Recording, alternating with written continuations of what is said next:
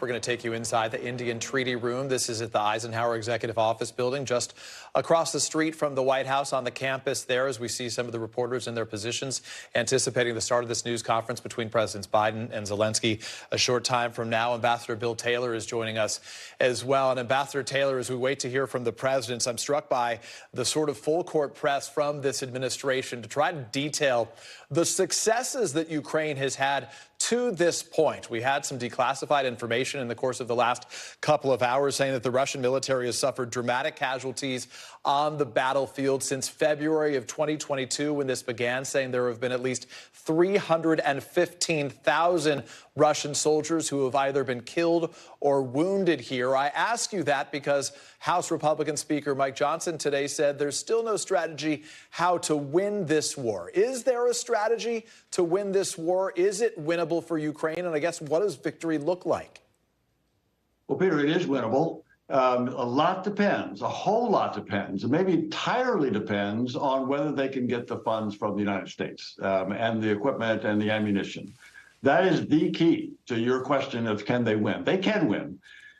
They've tried some things, and they've had some successes, as you've just indicated. Early on, they had great success. Recently, they've had good success on the naval side, on pushing the Russian Navy back out of the part of the Black Sea, enabling the Ukrainians to export, which they couldn't do for a long time. So they've had some success. What they haven't had success on is breaking through the Russian lines. And both sides, Peter, both sides have learned that big armored thrusts, big armored tanks, armored personnel carriers, trying to break through the other side, that's not working. Right. So they're changing the idea. They've got other ideas about how to win this war. Let me ask you, if I can, very quickly. You said, we know from you that you met with the President Zelenskyy, at the Ukrainian embassy for a period of time yesterday. We've heard his public statements. Is there anything you can share about sort of your private conversations, what you heard from him in those conversations, a level of frustration that Zelenskyy must be feeling right now? Because, in effect, he's been thrust in the middle of what is a bitter, partisan, domestic political battle where it's his country in many ways that's at stake. No, you're exactly right, Peter. And he was, I wouldn't say frustrated. I think he was focused. He was concerned. He's worried. But he is going into was going into these conversations last night with some advice from people around that room. Some people advised him, you know, Mr. President, you know a lot about borders. You can say something about borders. Other people said, Mr. President, don't get involved in U.S. politics.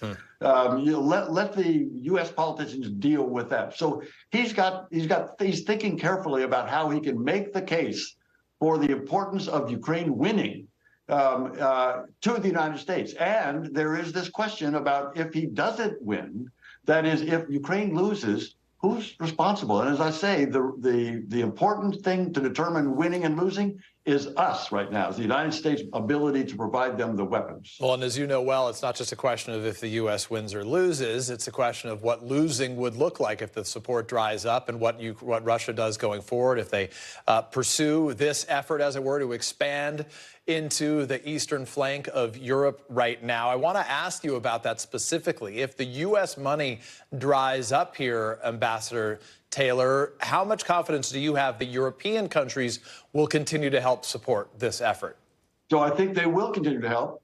And they're already stepping up. They're worried, Peter. I mean, I've heard them say that they're worried about exactly what we're talking about here. That is, us not being able to figure out our own politics to provide them with the support. And they're worried about other political changes that could happen. And so they are, the Europeans are already working on increasing their capabilities, they have actually committed, as you've been reporting, the Europeans have committed more than we have, more than the United States. We do more weapons, and we have bigger stockpiles, and we've been able to provide more weapons right away. But the Europeans see the problem, and they are starting to step up. And I think that's what they need to do. Can I ask you what one top Republican senator has said? This is J.D. Vance. This is what he said about how he sees this conflict ending. I want to get your reaction. Take a listen first. It ends the way nearly every single war has ever ended, when people negotiate and each side gives up something that it doesn't want to give up. No one can explain to me how this ends without some territorial concessions relative to the 1991 battle. If you look at the size of the Russian armed forces, if you look at what would be necessary to conquer all of Ukraine, much less to go further and further west into Europe, I don't think the guy's shown any capacity to be able to accomplish these imperialistic goals, assuming that he has them. Is that how this ends? As we've heard from President Biden repeatedly, nothing about Ukraine without Ukraine, which is to say the U.S. is going to let Ukraine make decisions about its own sovereignty, basically saying, as Volodymyr Zelenskyy has said, we're not giving up any land here. But do you see that as a likely scenario about the way that this could end? And would, in effect, that conclusion be satisfactory to the United States in terms of our national interests? It would not. It would not, Peter. Again, if the Ukrainians lose and the Russians are able to take over Ukraine and threaten NATO, then we are in jeopardy. We are vulnerable to that next conflict, NATO versus Russia. And U.S. soldiers not employed now, not engaged right now, will be engaged in that next one. So we care a lot about that. But in terms of this question about negotiation, some wars end with victory.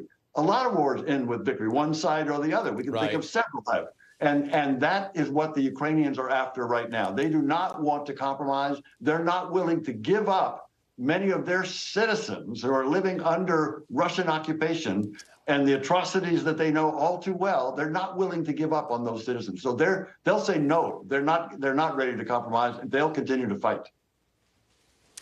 Ambassador Bill Taylor, I appreciate your being with us. Thanks for watching. Stay updated about breaking news and top stories on the NBC News app or follow us on social media.